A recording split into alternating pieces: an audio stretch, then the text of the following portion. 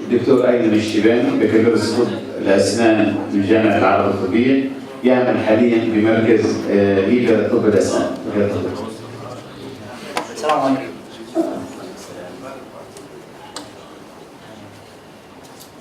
This study was made by Dr. Ali Salhi and presented to you by me, Dr. Ayman al-Shirani. A study of cross-infection control within a dental laboratories in Masharaqa city. بسم الله الرحمن الرحيم وأنفقوا في سبيل الله ولا تلقوا بأيديكم إلى التهلكة وأحسنوا إن الله يحب المحسنين. As most of you know, dental laboratories are spreading across the country and they are increasing in number. The problem is that they work in a harmful way with no regard to the health of their staff. Maybe because of loss of technical consciousness or the lack of qualified technicians. As you know, cross-infection or cross-contamination control is the prevention of transmission of infectious agents between the patient and the staff in a clinical environment. And the dental profession is becoming aware of the importance of cross-infection control to prevent the dissemination of diseases in the dental labs. And as a dental student and a healthcare worker, we have to make sure that the fields that we work in free of viral bloodborne viruses and contamination. These are the four sides of the dental profession: the dentist, the technician, the patient, and the assistant. If there's a bloodborne virus or any infectious agents in one of these four sites, it can easily be transferred to the other three sites if there's no proper cross-infection control protocols are being applied. The aim of this study is to investigate the attitude and behavior of the dental laboratories within Masharaqa city to cross-infection control. We selected 40 dental technicians within Masharaqa city between November 2010 and February 2011 and gave them these questions, 5 sections. The first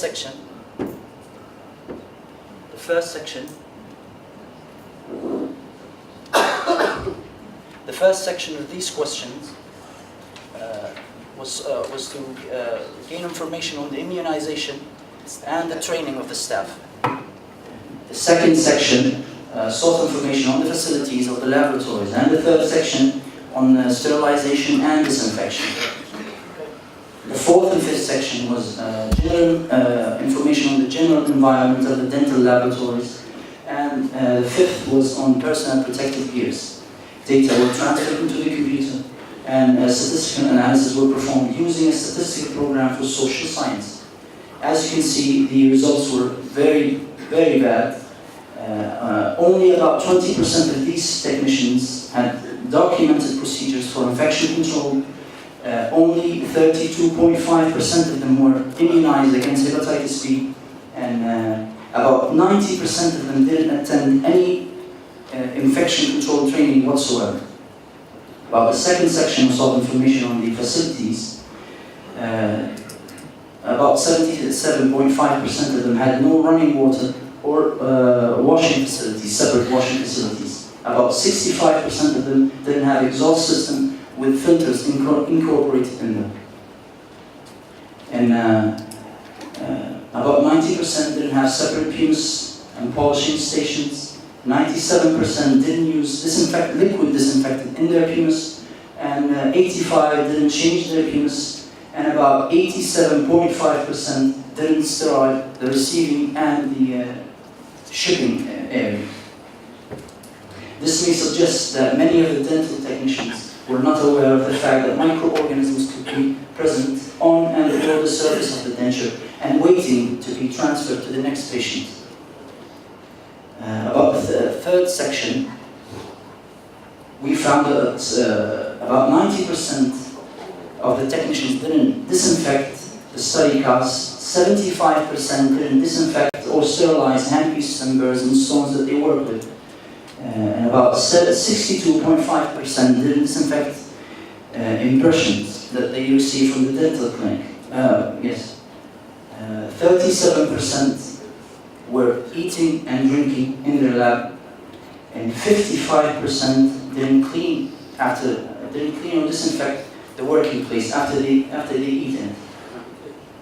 About a fifth and final section, using a personal protective gear, which is a must. 55% didn't use gloves or protective eyewear or facial masks, and about 32.5% didn't use antibacterial soap between cases. As you see, therefore, the spread of infection through the dental laboratory is a matter of concern for the dentist, the technician, and the patient.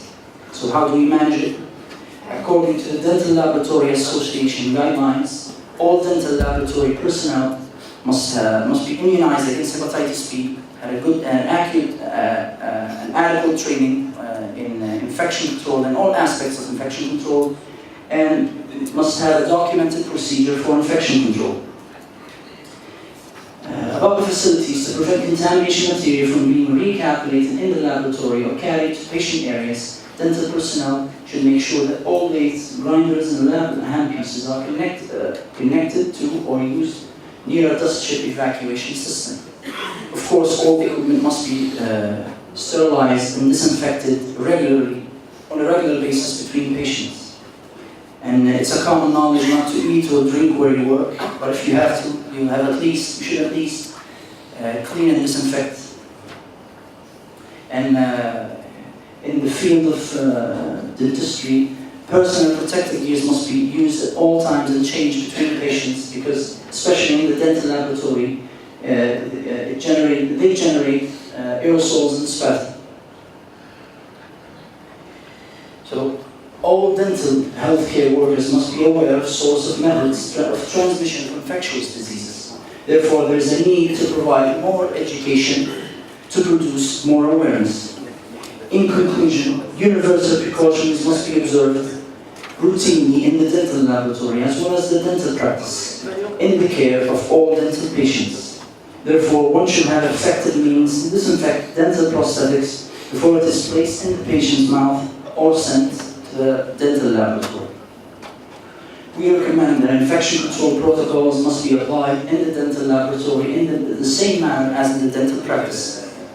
Protection of dental laboratory as well as the dental technician employees from bloodborne pathogens is of course mandatory. And finally, the dentists and laboratory technician must communicate their infection control protocols as applied to items transported between them. Thank you for your patience.